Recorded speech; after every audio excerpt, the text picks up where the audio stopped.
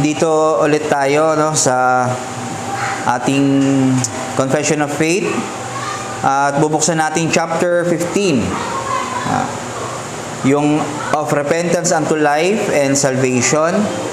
Tatakal natin yung sa paragraph 1, the place of repentance, at yung paragraph 2, the necessity and provision of repentance. Yan, at yung mga susunod, yan yung kanilang mga para makita natin yung overview ng mga itatakal dito sa chapter 15. Para sa ating paunang sa introduction, sabi ni Jeremiah Walker or Jeremy Walker, repentance is the twin sister of faith. We cannot think of one without the other, and so repentance would be conjoined with faith in the order of salvation. Conversion is simply another name for repentance and faith conjoined, and would therefore be enclosed in repentance and faith. So, yung chapter 14 of saving faith, at ito nga, yung 15, yung repentance. Sabi ni Jeremy Walker, hindi ito pwedeng hiwalayin itong dalawang bagay na ito. So, pag ikaw ay meron lang pananampalataya, walang pagsisisi, hindi yun gospel. Hindi yun, hindi pwedeng makaligtas ang ganong view. At kung ikaw naman ay magre-repent, magsisisi ng walang paniniwala, katulad ng sinabi nga ni Paul doon sa church ng Efeso, hindi rin yun tama or hindi yun biblical, hindi yun ang itinuturo ni Kristo. So, therefore, faith and repentance are distinct from each other but cannot be separated. So, though sila ay distinct, meron silang pagkakaiba, malaki ang pagkakaiba nila actually, pero sila ay dapat magkasama na pag-aaralan natin. They cannot exist individually or independently. Hindi ito pwedeng makita natin na isang kapatid natin ay nagsisilang sa kasalanan nang walang pananampalataya sa gospel. Kaya ang ganda ng sinabi ni Jeremy Walker, yung repentance at ang faith ay yun ay simply ang another name do sa dalawang yon ay conversion. Okay? Mayroong popular question about repentance and faith. Which comes first? Repentance or faith?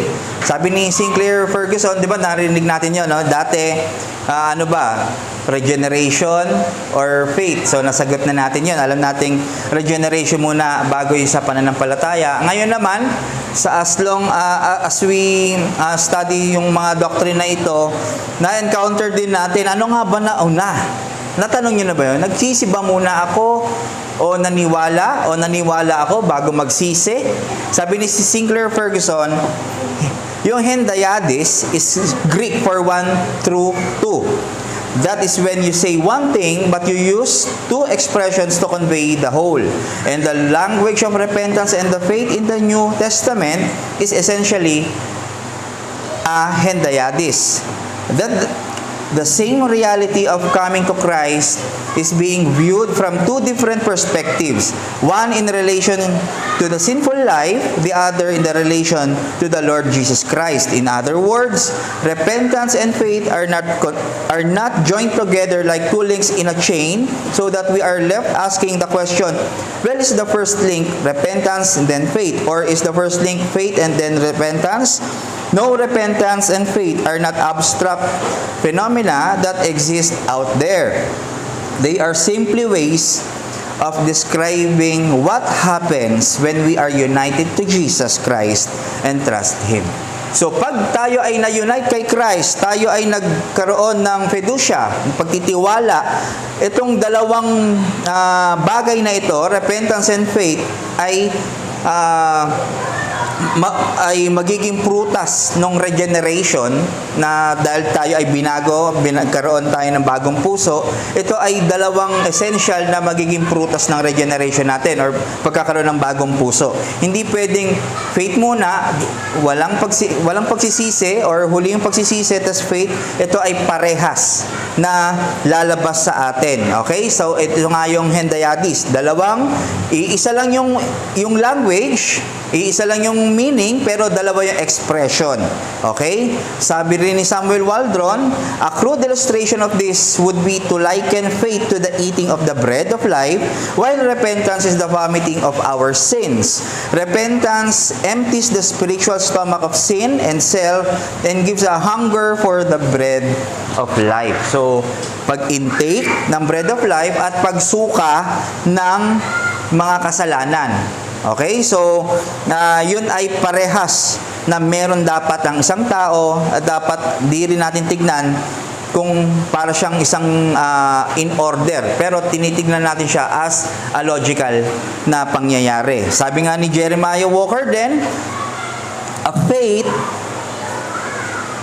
Ba't ba ako Jeremy Walker, a faith that knows nothing of sorrow for sin, with a yearning for holiness and increasingly complete obedience to the will of God in Christ is not a saving faith. So, hindi daw saving faith kung wala kang sorrow for sin. So, dito natin pwede ma-reflect. Meron ba tayong sorrow sa ating pag nagkakaroon tayo ng paggawa ng kasalanan, or yung dati nating buhay, nagkaroon ba tayo ng paghinagpis na how I wish sana nagkaroon tayo ng bagong puso at pananampalataya agad kay Kristo. 'Di ba? So, dito natin nakikita na talagang hindi saving faith kung walang pagsisisi sa kasalanan. Okay. Okay lang po. May mga misconceptions yung repentance. Sabi rin ni Jeremy Walker, repentance does not merit God's favor or oblige Him to pardon. So, pag nagrepent tayo, wag natin iisipin na naoobliga ang Diyos kaya siya nagre-repent. Kaya siya nagbibigay or kaya tayo nare-repent. Na-approve yung repentance natin. Kaya tayo nagkakaroon ng forgiveness. So, hindi yon. Parang dahil nakuha natin yung God's favor, kaya tayo na-approve yung ating repentance. Misconception yon. Pangalawa, repentance is not the effective cause of God pardoning our sin. Ang repentance ay hindi reason or dahilan kung bakit tayo napatawad sa kasalanan. Hindi repentance yon. Okay? Repentance itself is not a satisfaction for sin. That is the work of Christ alone. Kaya tayo nagkakaroon ng pardoning of our sin dahil kay Christ. Hindi dahil tayo ay nagrepent itself. Maliwanag, dapat maging klaro sa atin yon. Repentance din ay hindi nasa-satisfy yung sin natin or nagkaroon ng satisfaction ng Panginoon, kaya nawala ito ay dahil kay Christ. Okay? So, maliwanag, ang repentance ay tool lamang ng Panginoon para sa atin, para tumingin sa Kanya or bumalik sa Kanya o humarap sa Kanya. Okay? At iwan yung ating buhay. Pero yung repentance itself, hindi yon nakaka-save. Di ba parang yung faith? Kaya tayo na-save kasi dahil malakas yung faith ko. So, ganun din yung repentance. Kaya ako na-save kasi nagsisi na ako. Hindi ganon. Kaya ka na-save dahil kay Kristo. Ano ang nangyari? Anong ginawa mo? Wala. Si Kristo ang gumawa sa krus ng aking salvation. Paano mo siya na-receive? Naniwala ako sa gospel at nagsisi ako sa aking pagkakasala. Okay? So, maliwanag sa atin yon. Hindi repentance ang reason kung ba't tayo napapardon, kundi ang work ni Kristo. Sabi ni Walker, while this might seem to be splitting hairs, sobrang masinsin, it is vital that we do not fall into the error of attributing to sinful man what belongs to God and Christ, His Messiah. To rely upon our repentance as in any way entitling us to or meriting God's favor would be to take the glory from Christ and to make our salvation depend upon a good work. It is true to say that even our repentance is marred by sin. Not one of us truly realizes the gravity and awfulness of our sin. That failure dishonors God. Yung ating pagrepent, hindi naman talaga 100% yan na nire-repent mo. at yan ay sinful pa rin sa Panginoon. Kaya wag natin tignan na itong repentance ay walang bahid ng kasalanan, pero lahat ito ay na kay Kristo kasi. Yun yung pundasyon, yun yung basehan ng lahat, yun yung basis. Yun yung tinitignan ng Diyos. Kaya kanya tinatanggap yung si Christ na napako sa krus, yung righteousness niya na nasa iyo ngayon. Kaya, anong ginagawa ni Christ? Kung tayo ay nagre-repent, sa 1 John, or 1 John chapter 2, na siya yung advocate natin. Pinapaalala niya, o sinasabi niya sa Panginoon na pinagkamatayan ko siya. Ako ay na-crucify at dinggin mo yung aking ginawa. No? Ganon yung dapat nating tignan dito. Hindi dahil magaling ka mag-repent.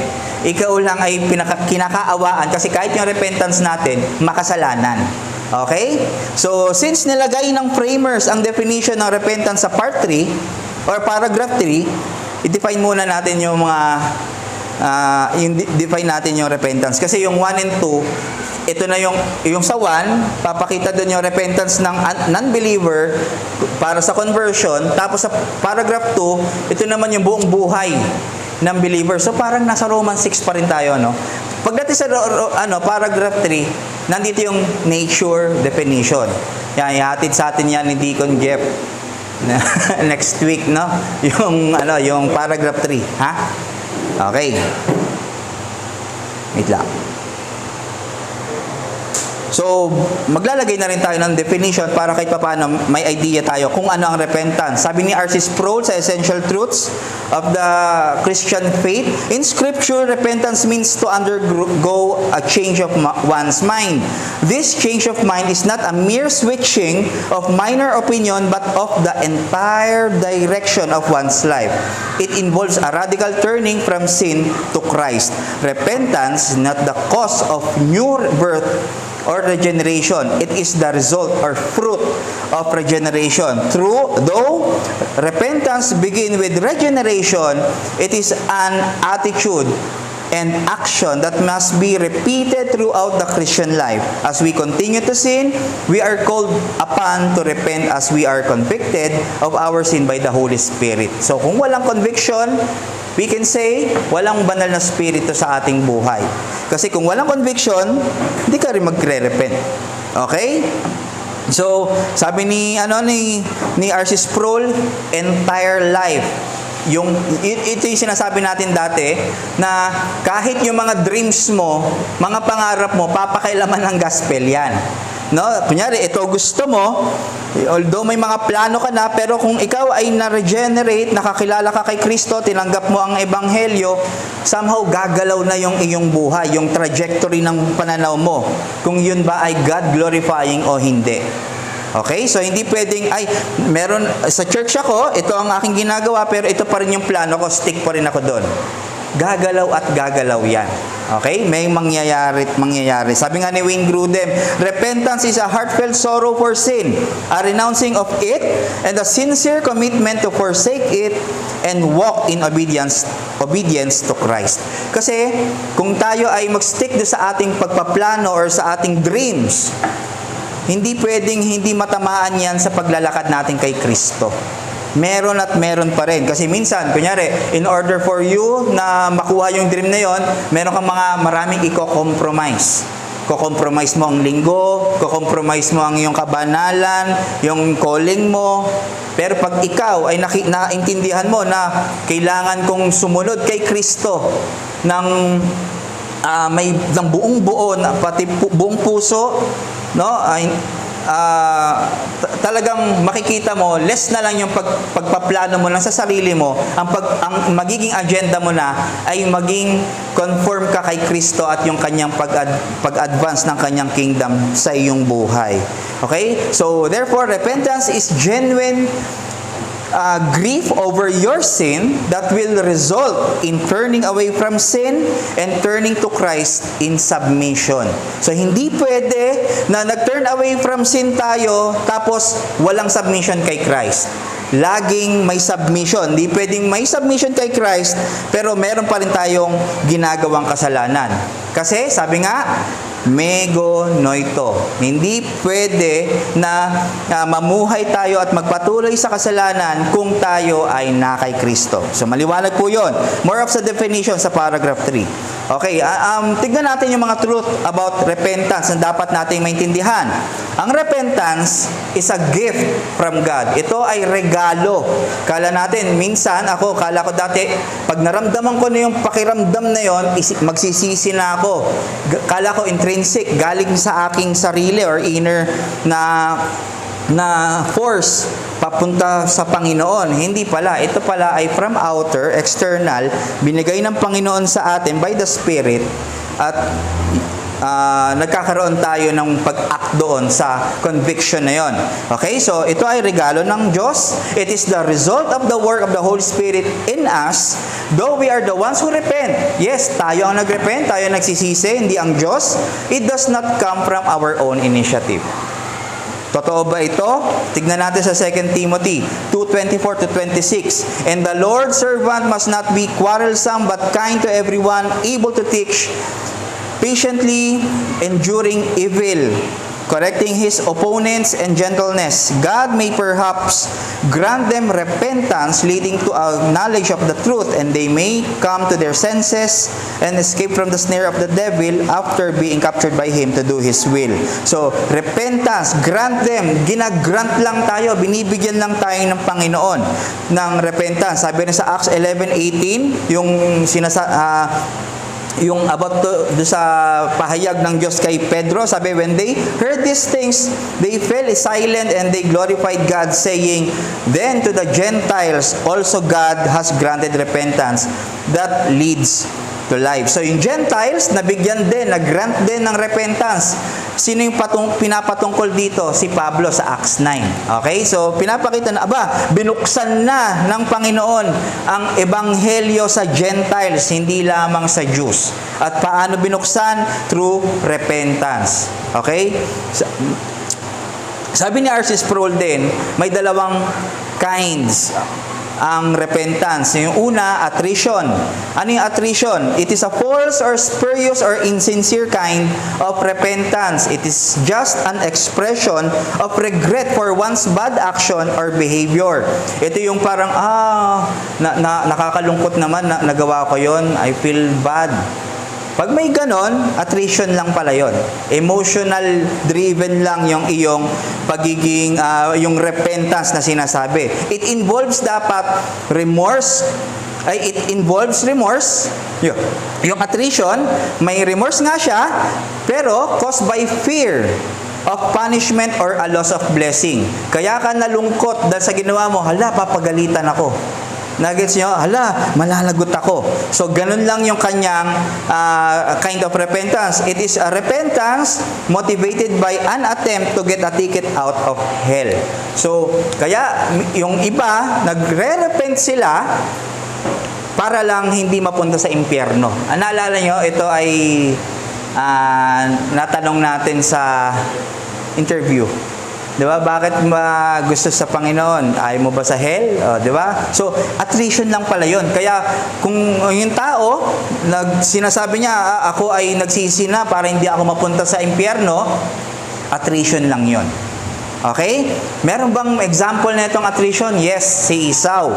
Si Esau, sa Genesis 27:30-46, mababasa dyan yung siya yung panganay, di ba? Tas ninakaw ni Jacob, nakipag-deal, kinuha sa kanya yung birthright, di ba? Para lang do sa stew. So, anong nangyari? Nung binebless na sila ng kanilang tatay, nakita niya na, hindi na ikaw pwede na mayroon na akong na-bless na iba eh.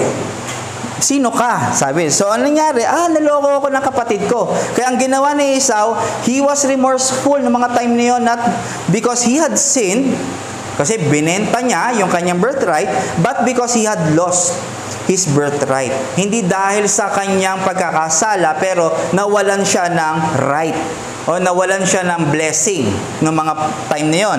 Even he sought for it with tears does not mean sincerity or true remorse.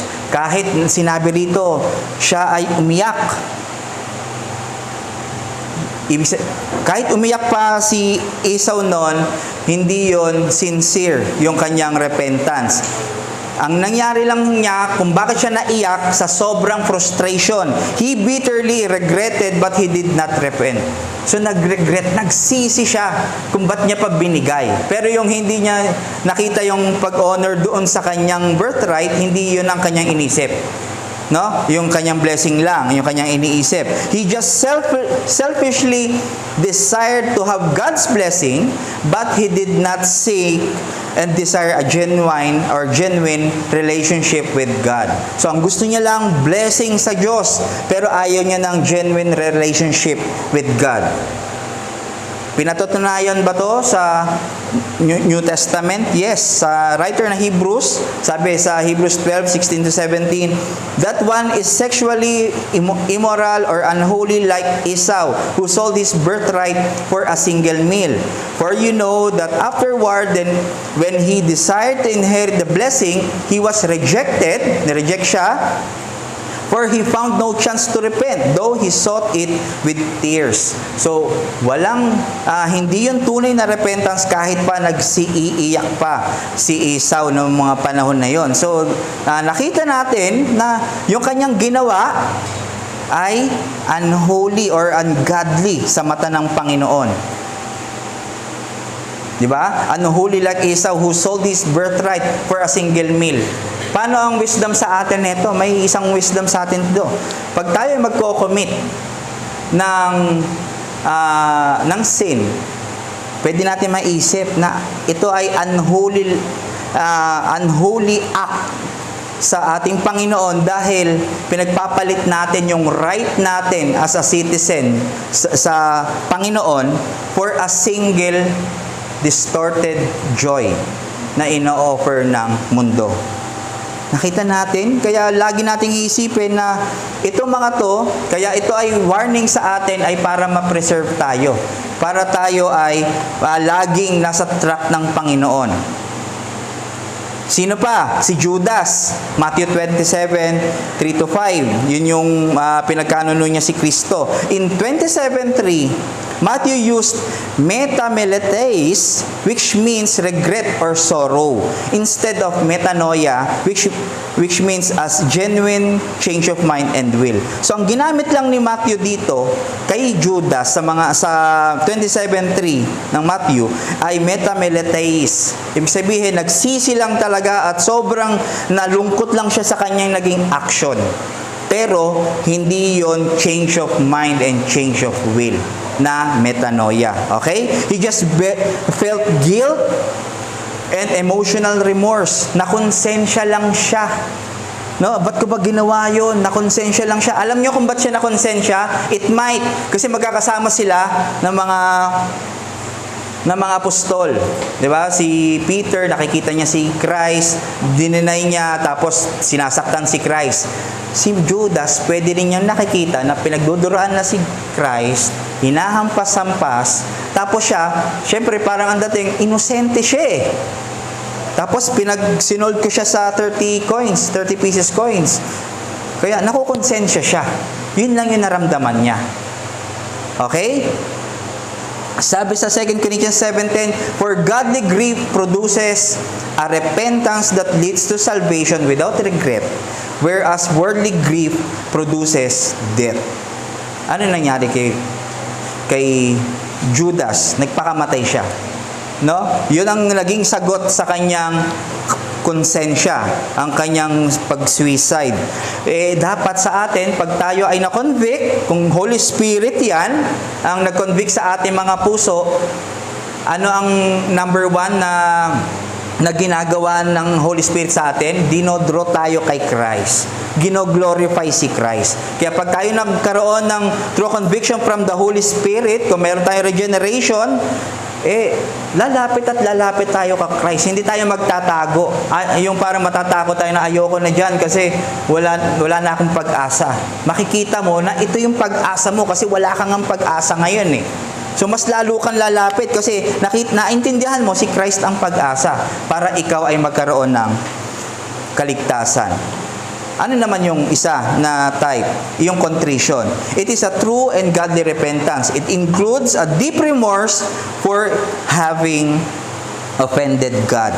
So, nakita mo, hindi mo lang nakita na feel bad ka, pero na-offend mo yung batas ng Diyos, na-offend mo ang Diyos. The contrite person openly and fully confesses his sin with no attempt to excuse it or justify it. Nakita niya na hindi ko pwedeng i-justify itong ginawa ko kasi talagang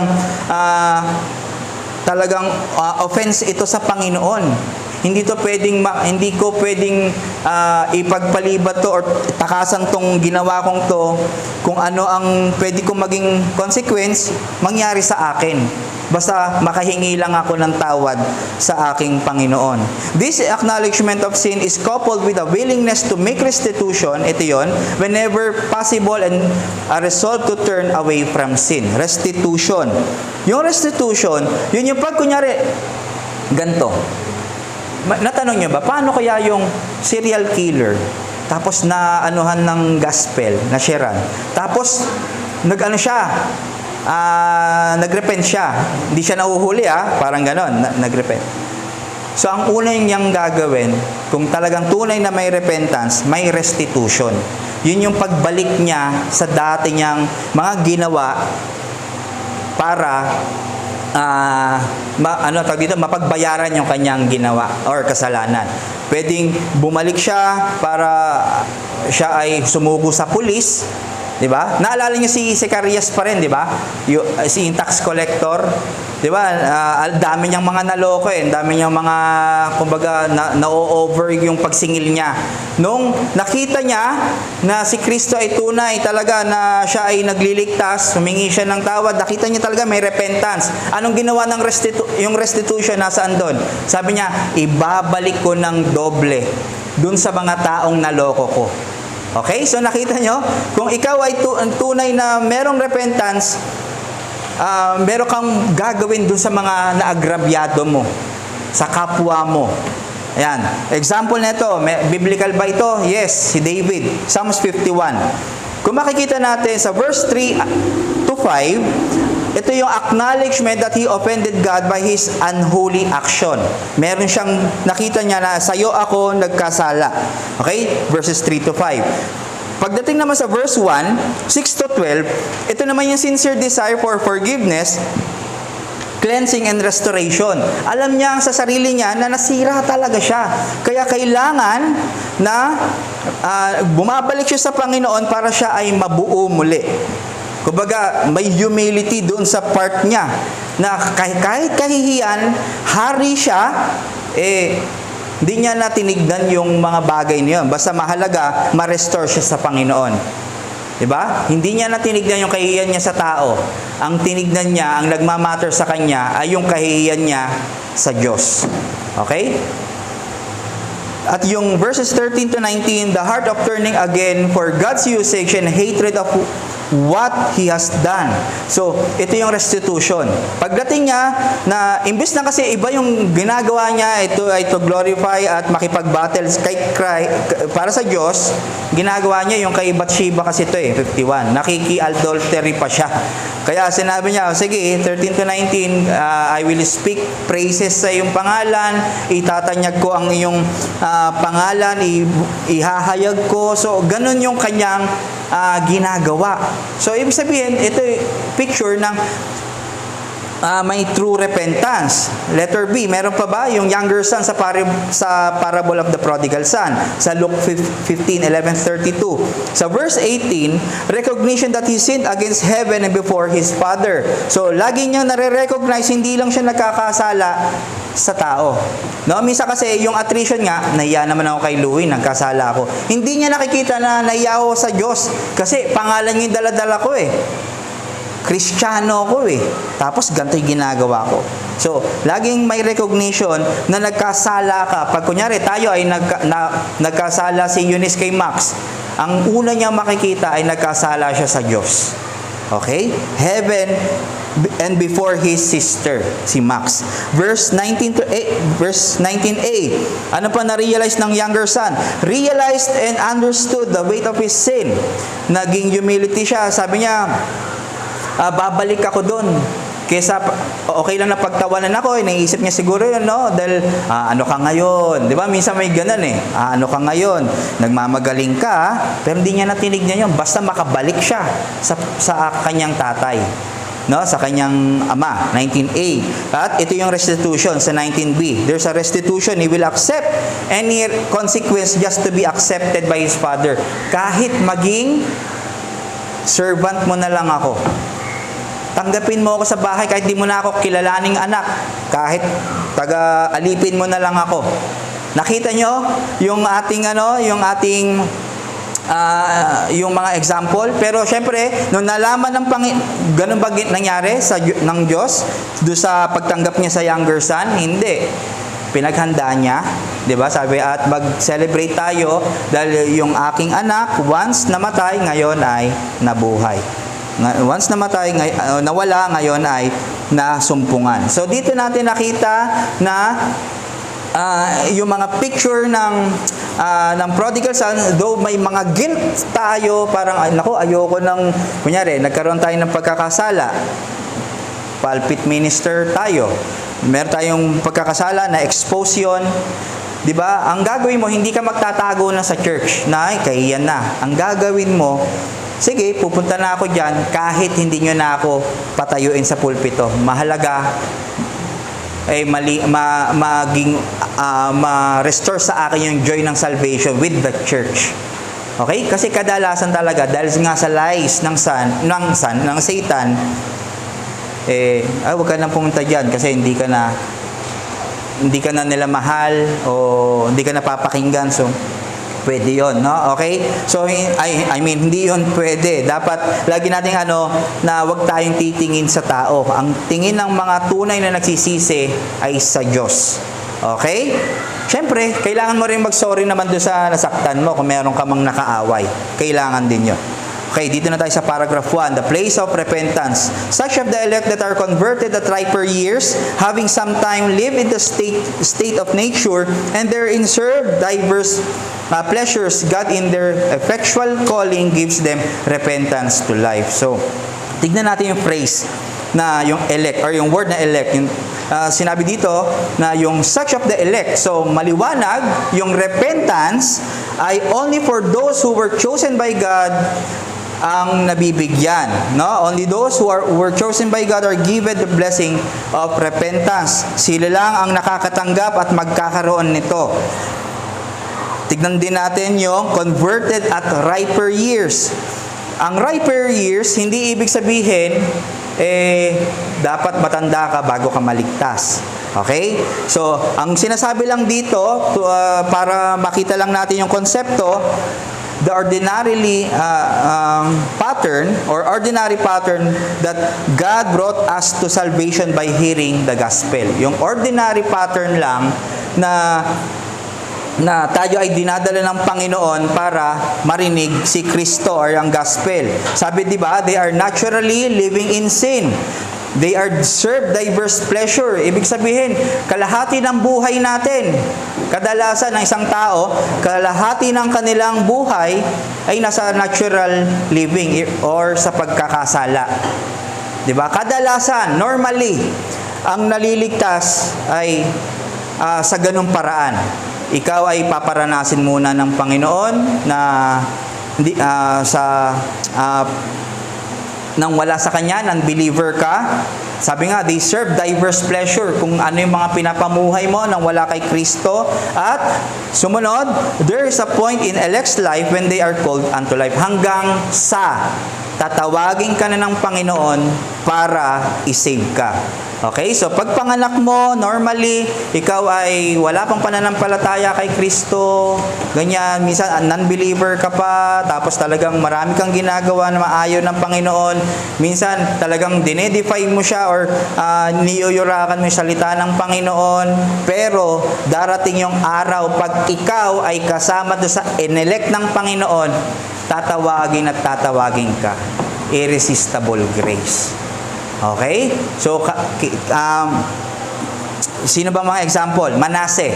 Si Manase, one of the most wicked king over the kingdom of Judah. Siya yung anak ni Hezekiah, which is isang great king or godly king. Si Manase, siya ay sobrang, ang dami niyang pinapatay. Ito, sa 2 Corinthians 21, 1-6, pinapakita rito sa verses na ito, 2 Corinthians po yan yung kanyang wickedness. Talagang kumakain pa sila ng mga bata.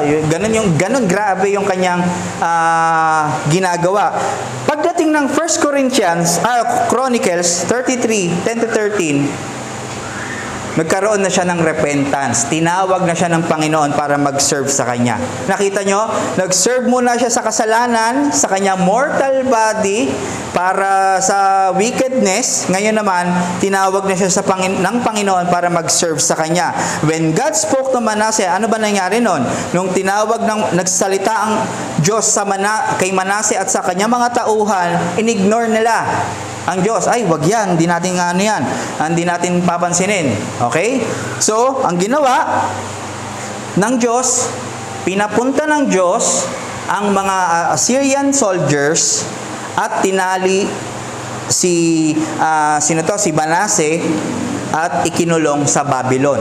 Okay? Doon sa Babylon, doon na siya nagkaroon ng prayer of repentance. Sabi nga dun sa 1 Corinthians 33:12, and when he was in distress, he pleaded the favor of the Lord his God and humbled himself greatly before the God of his father. He prayed to him, and God was moved by his entreaty and heard his plea and brought him again to Jerusalem into his kingdom. Then Manasseh knew that the Lord was God. So, syempre, kung godly si Hezekiah, talagang ipinapangaral niya kay Manase pero hindi niya pinapansin. So, hanggang ito na yung providence ng Panginoon, sa kulungan, doon na siya tinawag at binigyan ng repentance nung siya ay nanalangin. No? Doon siya kinilala ni Manase. Sino pa? Saul of Tarsus, si Paul. No? Siya ay Saul of Tarsus ng mga panahon na yon, ginagamit niya, a persecutor of Christian. Bago pa siya isinulat yung mga Ephesians, Romans, Corinthians, persecutor muna siya ng Christians. Ibig sabihin ng persecutor, tagakulong, siya yung tagahatol at umaabot sa pagpatay at pag-execute ng mga Christians noon. Sila Peter. Papunta siya kila Peter at dumaan siya sa Damascus.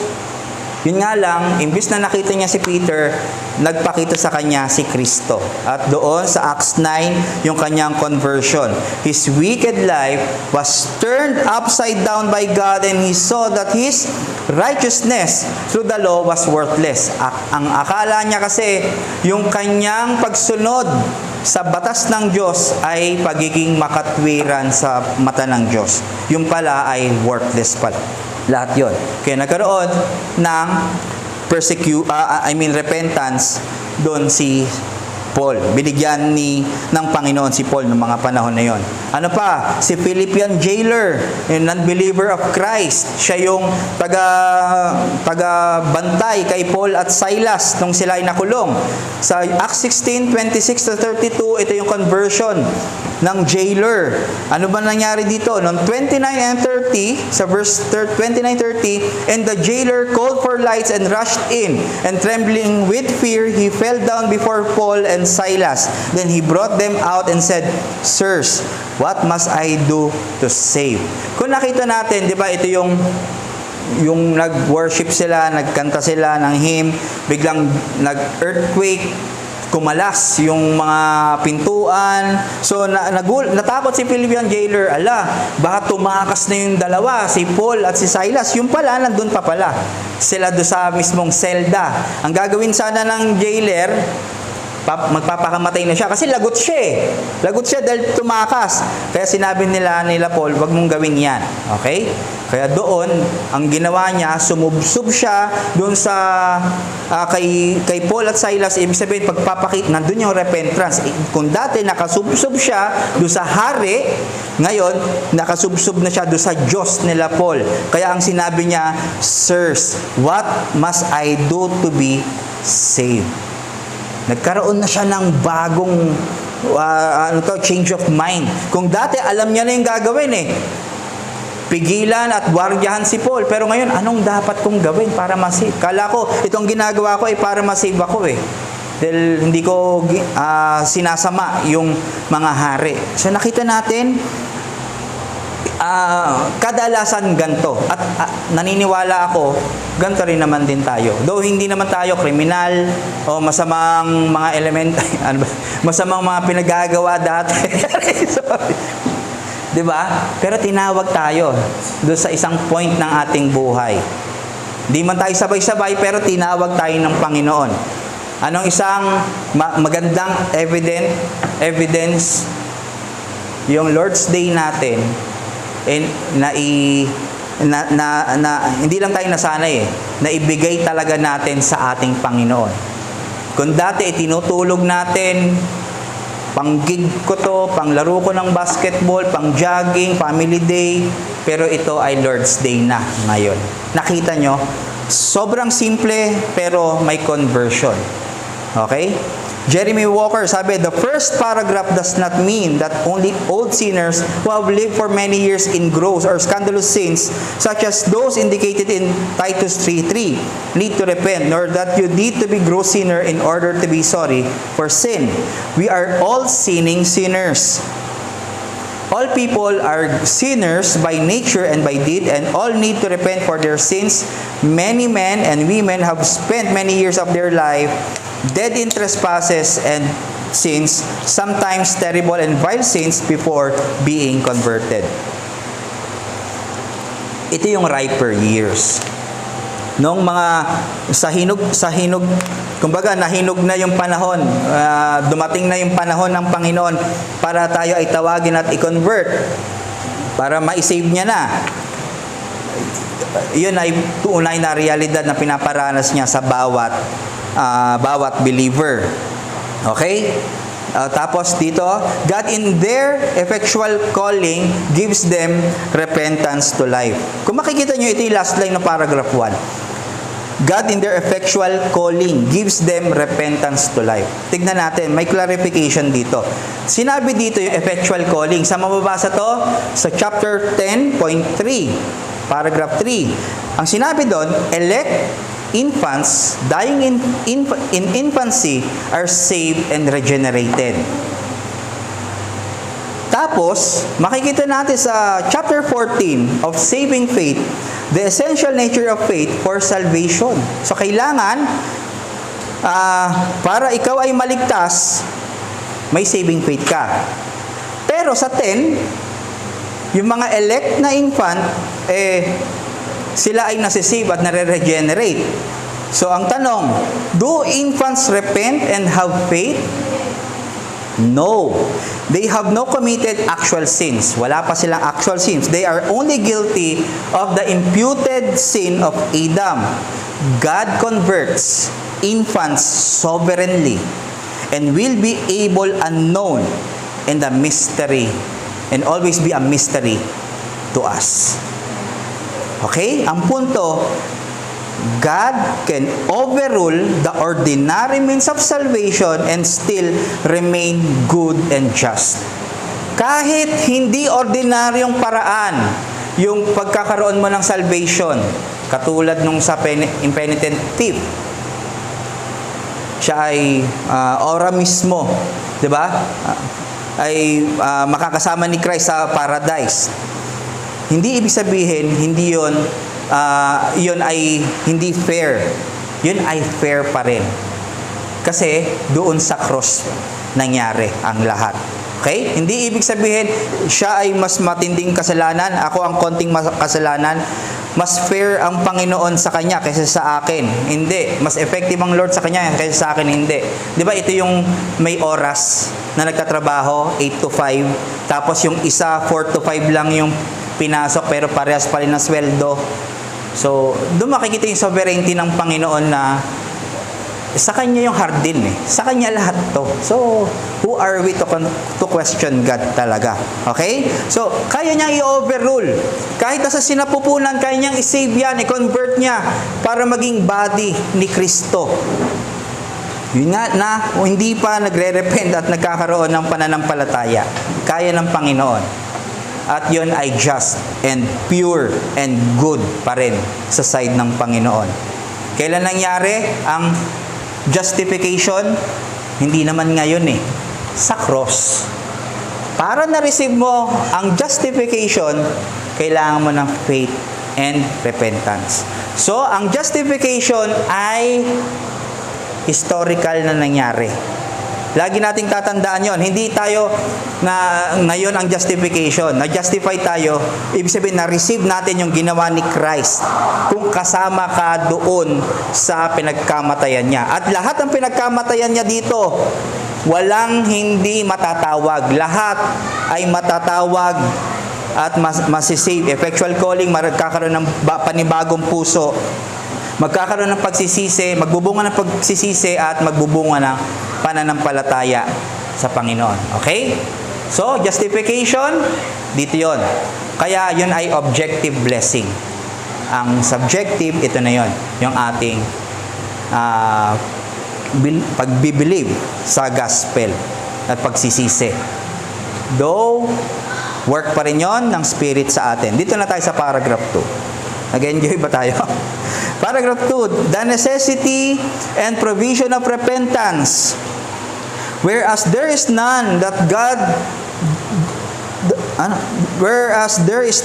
does good and does not sin, and the best of men may through the power and deceitfulness of their corruption dwelling in them with the prevalency of temptation fall into great sin and provocation, God has in the covenant of grace mercifully provided that believers so sinning and falling be renewed through repentance unto salvation. So gusto ko lang i-note, ang paragraph 1 dealt with unbelievers turning to Christ, unbelievers turning to Christ. Itong paragraph 2 deals with Christian turning back to Christ after sin and restoring their relationship to their merciful Savior. Diba? Pag nagkakaroon tayo ng pagkakasala, ang paragraph 2 ang para sa atin. Ito yung turning back to Christ. Himayin natin, letter A, there is none that does good and does not sin. It is a universal statement of sin, yung depravity of man, no? Lahat ay may pagkakasala at patuloy pa rin na tayo ay nagkakasala kahit na Christian tayo. Gusto kong makita rito, marami kasing mga sekta ayaw na mag-preach ng repentance. Kaya gusto kong tignan natin the necessity of repentance in preaching. Si John the Baptist, Matthew 3:1-2, in those days, John the Baptist came preaching in the wilderness of Judea, repent, for the kingdom of heaven is at hand. So, si John the Baptist yun. Ganito rin ang ginawa ni Jesus Christ. Matthew 4:17, from that time, Jesus began to preach, saying, repent, for the kingdom of heaven is at hand. So, parehas, may repent. Ito rin yung unang pagpipreach ng 12 apostles nung dineploy sila ni Christ doon sa mga bayan-bayan doon, mga baryo-baryo, para i-preach si Kristo sa Mark 6:12. So, they went out and proclaim that people should repent. Okay? So, ito rin yung kanilang pinipreach. Si Peter, yung sa Pentecost na ito, sa Jerusalem, Acts 2:38, and Peter said to them, repent and be baptized, every one of you, in the name of Jesus Christ, for the forgiveness of your sin, and you will receive the gift of the Holy Spirit. So, unang preaching ni Peter nang nag-ascend na si Christ. Okay? So, ito na. Empowerment na ng banal na Espiritu. Nako, tinan nyo yung yung Friday sa Holy Spirit ni Pastor Noel. Napakaganda.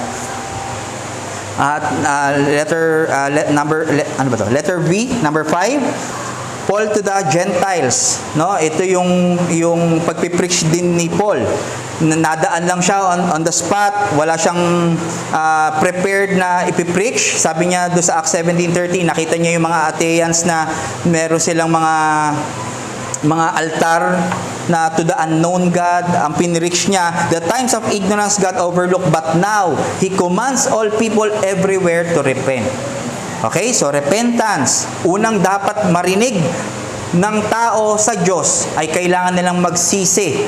Okay? Acts 26:20. Sabi ni Paul, but declare first to those in Damascus, then in the Jerusalem, and throughout all the region of Judea, and also to the Gentiles, that they should repent and turn to God, performing deeds in keeping with their repentance. So, yung sinasabi, mamamatay na si Paul dito eh. Diba hanggang Acts 28 lang naman. So, Lolo Paul na ito, nagbabalik tanaw siya from Damascus to Jerusalem, Judea, and to the Gentiles. Ang kanilang pinipreach ay they should repent and turn to God. Okay? Number 6, ito yung Christ to the 5 of the 7 churches of Asia, yung nagpakita sa vision kay Apostol John sa Revelation. Yung una, yung 'di ba 7 ang churches do sa Asia Minor, meron siyang 5 churches na sinabi na kailangan na lang magrepent. Sa Church of Ephesus, sabi, remember therefore from where you have fallen, repent and do the works you did at first. If not, I will come to you and remove your lampstand from its place unless you repent. Sila, yung church na ito, na-abandonan nila yung first love. Sabihin, na gusto na nila, mahal na nila ay doktrina, theology, yung ganon. Magkamali ka, wala nang grace, wala nang love, wala na si Kristo sa kanilang sa kanilang gobyerno, sa kanilang church. Okay? Kaya pinapag-repent sila ng Panginoon. Sa Church of Pergamum, Revelations 2:16, therefore repent, if not I will come to you soon and war against them with the sword of my mouth. Nagkaroon dito ng religious and moral compromise kasi meron silang mga teaching na nakapasok na tinuturo si Balaam. Nagtuturo na sila ng mga sacrifices, mga food sacrifice sa mga idols. So ito yung sa Pergamum, kaya kailangan nila magrepent. Church of Thyatira, Revelations 2:22, behold, I will throw her onto a sickbed, and those who commit adultery with her I will throw into great tribulation unless they repent of her works. Anong nangyayari sa Thyatira? Tolerating idolatry at immorality. Meron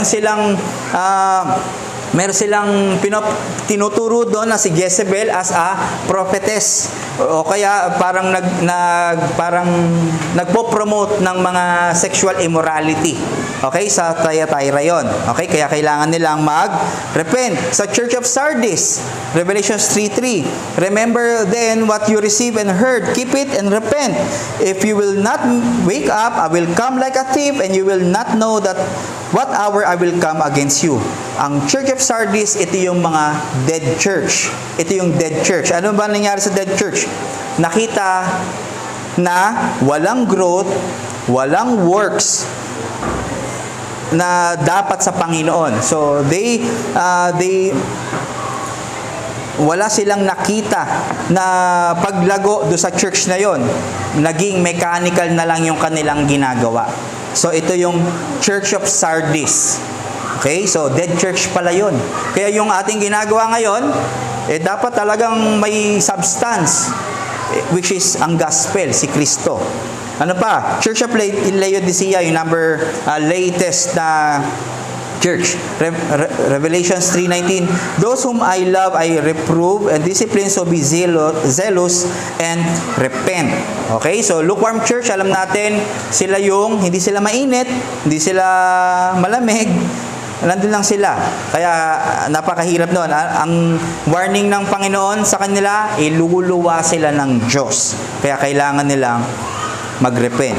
Okay? At lastly, itong repentance ay yung summary ni Christ sa kanyang mission. Sa Luke 24:46-47, and said to them, thus it is written that the Christ should suffer on the third day, rise from the dead, and that repentance for the forgiveness of sin should be proclaimed in His name to all nations, beginning from Jerusalem. So ito 'yon, 'di ba, yung may nakita, may dito sa nagkaroon siya ng resurrection. Okay? So, sa Emmaus, dito niya nakita yung sinabi na lahat ng scripture ay patungkol sa kanya. Kaya sinabi, siya ay magsasuffer, mamamatay siya, at after 3 days, magre-resurrect siya, at mag-speak siya ng repentance for the forgiveness. Okay? So, yun yung summary ng mission ni Kristo. So, ang punto, preaching of repentance is preaching the hope of forgiveness of sin. Kaya lagi tayong nakakarinig sa ating sermon weekly ng repentance. Wag nating isipin na pag ang repentance ay para lang sa mga non-believer. Ito ay palaging sa atin, lalo na sa ating mga church.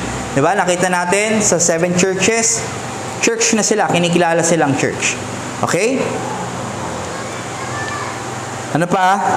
And the best of men, lahat ng mga best na men of faith, iyan yung best of men, may, through the power and deceitfulness of their corruption, dwelling in them with the prevalency of temptation, fall into the great sins and provocation. So, ang gusto ko lang i-notice natin, there is the reality of indwelling and remaining sins in the heart of Christians.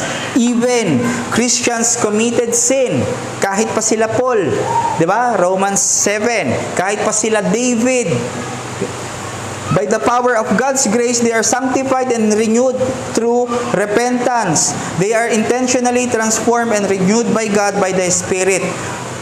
Itong mga best of men na to, yung mga kilala natin na talagang naaaral natin sa Bible, sila pa rin ay na-fall sa temptation. Sabi nga ng 1 John 1:8-9, if we say we have no sin, we deceive ourselves, and the truth is not in us. If we confess our sins, He is faithful and just to forgive us our sins and to cleanse us from all unrighteousness.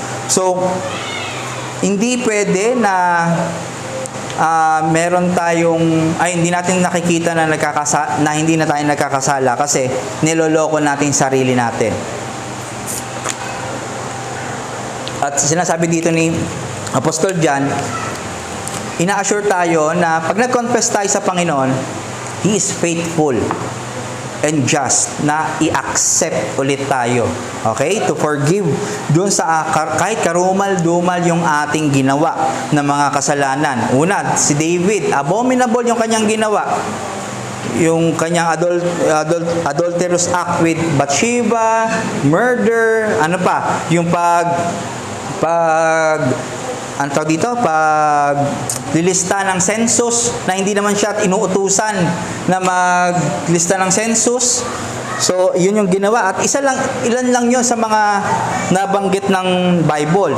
Isa pa sa titignan natin, na kilalang natin, na nagkaroon ng pagkakasala ay si Pedro, si Peter. Sa Luke 22:61-62, sabi dito, and Peter remembered the saying of the Lord, how He has said to him, before the rooster crows today, you will deny me 3 times. And he went out and wept bitterly. Bago daw tumilaok yung sisiw, nakita nila na talagang si Pedro, sinabi ni Pedro na sila, sorry. Ano ba to? Kalapate? Di ba? Bago daw, in-affirm sa kanya na bago tumilaok yung tandang, yung rooster, i-deny siya ni Pedro. Ano nangyari dito, mga kapatid? As Christ prophesied His denial, syempre pinoprophesy yung denial ni Peter. Peter at the same time had hope to what Christ had promised. Ang pagkakaiba dito ni Peter, nagkaroon siya ng pag-asa. Though, sinabi sa kanya na i-deny niya si Christ. Pero tinignan ni Peter yung promise ni Christ. Ano yung promise sa kanya? Simon. Sabi sa Luke 22:31-32, huwag mong palpalin. Simon, sorry. Sabi, Simon, Simon, behold, Satan demanded to have you, what he might sift you like a wheat. Aagawin, tatanggalin ka. But I have prayed for you that your faith may not fail. And when you have turned again, strengthen your brothers. Hindi siya nalungkot na na-prophesy ng Panginoon sa kanya na ang tawag dito, na i-deny niya si Christ. Siyempre, nalungkot siya, pero napalitan ito ng pag-asa kasi kinilala niya lalo yung promise. Kung gaano ka-certain, kasigurado na i-deny niya si Kristo, ganon din kasigurado yung prayer ni Christ na kung siya man ay magfe-fail magkakasala, hindi magfe-fail ang kanyang pananampalataya. So, doon nagkaroon ng pag-asa. Okay? Unlike kay Judas, remorse lang. Natakot lang siya sa consequence na kanyang gagawin. Si Peter, hindi lang siya natakot doon sa kanyang ginawa dahil na-hate niya siguro yung sarili niya, no? Pwedeng gano'n na. Kaya sabi niya, hindi. Pupunta, tawag dito, ipaglalabang kita hanggang sa kamatayan. Naalala niyo yan? Nagmaanga si Peter Pero nangyari nga. Nung tumilaok, 3 beses niya na palang na-deny si Kristo. Okay? So, kung doon lang siya hihinto, kung doon lang tayo hihinto, pag nagkasala tayo, hindi na natin tinitignan yung promise ng forgiveness ng Diyos sa atin, matagal na tayong wala dito. Baka hindi na tayo nagkita-kita. Pero dahil hawak tayo ng banal na spirito at may conviction sa atin at binibigyan tayo ng forgiveness, through our repentance, which is nagpo-produce din yung yung ating regenerated heart ng ganon na repentance, hindi tayo mawawala sa Diyos. Yun yung kanyang way para habang nandito tayo, nabubuhay tayo, kahit kasama tayo sa mundo, paikot-ikot yung ating buhay sa Panginoon. I mean, nandito pa rin tayo at hindi tayo nalalaglag sa kanyang mga kamay. So ang punto, the doctrine of repentance is not just in the beginning of the Christian life, in his conversion, but it will be his constant business before God. So yung ating repentance, hindi lang yan pang first, kaya pag naisip natin, ba't magre-repent na naman? Nag-repent na ako. Hindi, ito ay constant, kapatid. Constant na pagsisisi. Kasi meron na tayong puso na pag nakagawa tayo ng unpleasing or displeasing sa Panginoon, nako-convict tayo. At yung conviction na yon, napupunta yon sa repentance. Okay? So sabi ni Jeremy Walker, sin no longer reigns in the Christian because the power of sin is broken. Romans 6:11, 17 to 18. But sin does remain in the Christian, and temptation stirs up that sin, and it breaks forth in the thought, word, and deed. So, though ito ay na pagtagumpayan na disarm na ng Panginoon sa krus, ito pa rin ay nandito pa rin yan. Nag-lurk pa rin yan sa ating buhay, temptation, sa ating thought, sa ating pagsasalita, sa ating action. Pero wag nating isipin na ang Diyos ang nagtetempt sa atin para tayo magkasala. James 1:13 to 15. Lastly, God has in the covenant of grace mercifully provided the believers so sinning and falling be renewed through repentance unto salvation. Sabi ni Walker, God has mercifully provided in the covenant of grace that believers who sin might be renewed through repentance unto salvation.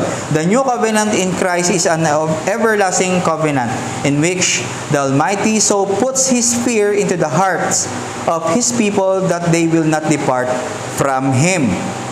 So, mga kapatid, ito yung kagandahan ng nasa new covenant na tayo. Kasi ito nga ay greater covenant kaysa doon sa covenant sa Old Testament. Dahil kahit nagkakaroon tayo ng pagkakasala, ay nare-renew tayo through our repentance. Kailangan ba natin mag-continue na magkasala? By no means. Okay? So, ang emphasis dito, hindi yung tao na, pwede tayo magkasala. Ang emphasis dito, yung grace na nag-a-abound kahit nagkakasala tayo. Okay? Yun ang gusto kong ipunto. Sabi sa Jeremiah 32:40, I will make them with an everlasting covenant, and that I will turn away from doing good to them, and I will put the fear of me in their hearts, that they may turn from me. So, yung kanyang promise kasi ito ang kanyang pangako ay magkakaroon siya ng bagong tipan na itong mga puso ng kanyang mananampalataya or kanyang people or magiging mga elect, sabihin na lang natin na mga elect, mga talagang pinili niya para magkaroon ng pananampalataya sa kanya, ay bibigyan niya ng takot sa kanya, banal na takot sa kanilang mga puso, para that they may not turn from me, na hindi na tayo matatakot tayong humiwalay sa kanya. So tayo, kung tayo ba ay nagkakaroon ng pagkakasala, natatakot ba tayo sa Diyos? Meron ba tayong initial na thinking na nakakatakot sa Diyos kung gagawin ko to? O pagkatapos natin gawin yung pagkakasala, nagkakaroon ba tayo ng fear sa Panginoon o parang wala lang? Kasi ang sabi sa New Covenant na ibibigay ng Panginoon through Jesus Christ by faith, bibigyan tayo ng fear sa puso natin. Yan ang wala sa non-believers, ang banal na takot na meron ng mga Christians. Kasi ang takot sa kanila, KJ dyan, ayoko dyan, papahirapan ako. Hindi ka na under ng law Ang law ang nagko-condemn sa'yo na paparusahan ka sa iyong ginawa. Pero ang grace, ikaw ay may forgiveness by faith. Okay? Yan. So, ayun. Yun lang mga kapatid. Tas gusto ko dito, discussion tayo dito lang sa next natin.